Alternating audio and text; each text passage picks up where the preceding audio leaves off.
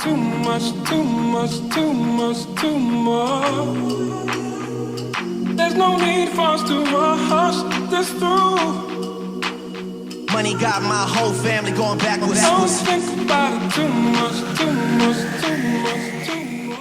Hey guys, welcome back to my channel. If you are new here, I am April Sunny. As you can see, I am still very much in my Kinky Straight V-part wig. I just popped some curls in there. And today I'd like to show you 3 hairstyles that I'm going to be utilizing while I am in my Kinky Straight V-part wig. So if that is something you'd like to see, definitely give this video a big thumbs up and keep on watching. Okay, so I'm going to start with this beautiful half up, half down look. I usually wear this when my hair is in a sew-in and it's straight, but this is still a perfect opportunity to wear that look. So I'm going to start by sectioning off the area right by my ear, right above my ear. Because this wig is so dense, I have a lot of hair to work with. Then I'm just going to pin that off and work on the other side.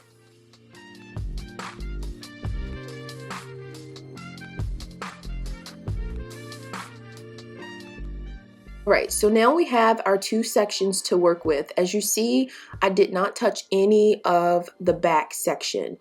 Once you get your 2 sections, you're just going to pull them together and put them in a ponytail. For this ponytail, I'm using a scrunchie because keep in mind, I do have a little bit of my hair out on the top there, and I don't want to, have any breakage. Okay, so as you saw, I just twist the hair around the scrunchie to cover the scrunchie, and now I'm just adjusting and pinning the little messy bun to my liking. I absolutely love this style because it's so quick and easy, and it looks like you put forth so much effort when in all actuality you really didn't.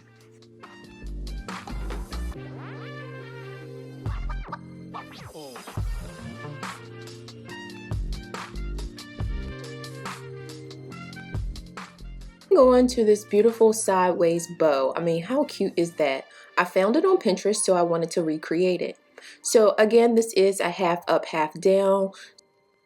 As I section my top portion off, I am leaving out face framing pieces. This is to make sure the wig on the side is covered because I didn't leave any of my hair out on the sides.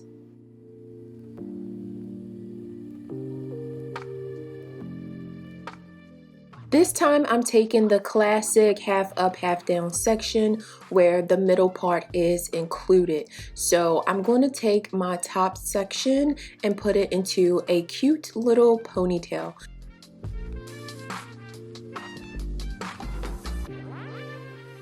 Once that's complete, I'm going to just smooth out the top of this ponytail and clear any of the hair that got caught up in the rubber band. Okay, I'm going to wrap the hair around my pointer finger, and with 2 finger spaces apart, I'm then going to flip the hair over and wrap it around my ring finger, and then wrap it underneath my pointer finger. Hold all of the hair together because we do want those curls at the bottom, and we're going to wrap the rubber band around the bottom section, and then just adjust your little bow as you would like. And then you're going to take a portion of the hair that was left out, wrap it around the middle section of the bow, and then pin it underneath. Smooth out the bottom section, and then you're done.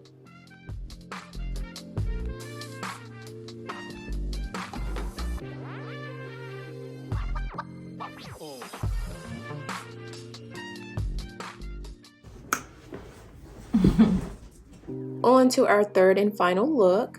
It is your classic braid down the center back of your head. I mean, who hasn't had this braid, right? But classics never go out of style, so let's go. So here I'm just determining how much of the front section I want to have out which I normally use a lot of hair for my front section. But anyway, once I've decided how much, I'm going to go ahead and clip that off and do the same on the other side.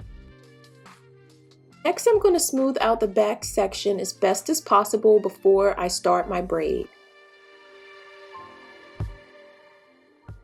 Now what I should have did was made sure that my hair underneath was like braided really flat or something, but it's not. It's in like a very loose low braid like ponytail thing underneath here, which doesn't make for the wig to lay as flat as I would like it for this look. But anyway, we are going to move forward no matter what. So as you can see, I am loosely braiding this down the center back of my head. It's just your regular classic cornrow, really.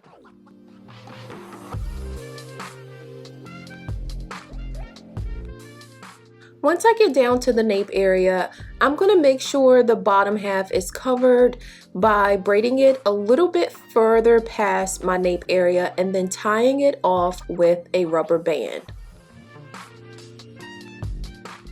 After making sure the sides were covered by the hair and none of the wig was exposed, I'm just going to go ahead and pull and feather out the loops of the braid.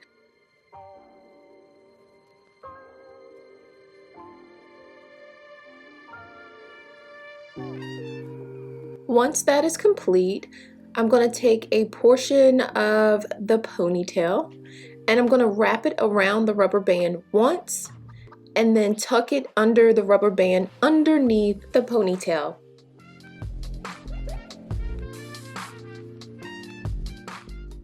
Of course, I'm going to remove the hair clips in the front, releasing my little bangs, and I'm just going to adjust them to give me some face framing pieces.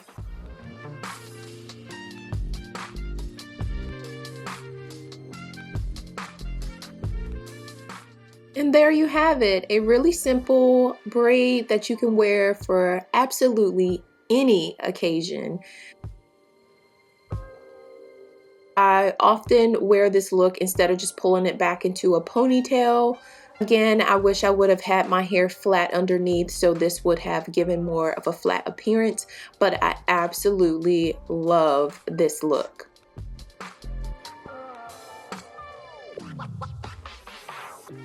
Alright you guys, that's all I have for you. Thank you so much for watching this channel. I hope you've enjoyed this video, and I think it's a great alternative for those who do not know how to do a sew-in or don't want to do the sew-in or don't have the extra funds. This is a great alternative. I'll leave the information in the description box down below, as well as the unboxing video for the initial install. All of the details on this wig is in that video, so definitely go check it out. And until the next time, be loved. Girl, this hair is giving. Ma'am is giving very much sewing.